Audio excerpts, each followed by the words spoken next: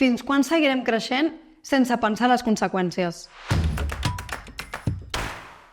Durant dècades ens han dit que el creixement econòmic és el camí cap al progrés. Però si és així, per què el planeta està més devastat que mai? Els defensors del creixement verd volen fer-nos creure que podem tenir-ho tot. Més riquesa, més desenvolupament i un planeta sostenible. Però realment podem créixer sense límits? Els qui proposen el decreixement no ho veuen igual.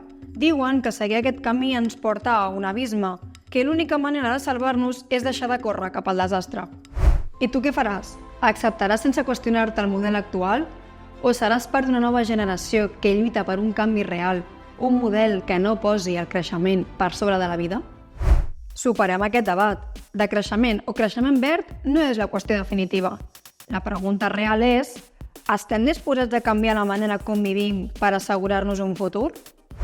Aquesta transició no serà fàcil, però és la nostra única opció. Estàs disposat a acceptar el repte o t'asseguraràs al costat dels que miren cap a una altra banda? Recorda, el poder està a les teves mans. La informació ens farà sostenibles. Informa't i actua. Subscriu-te al canal per a més contingut sobre transició energètica.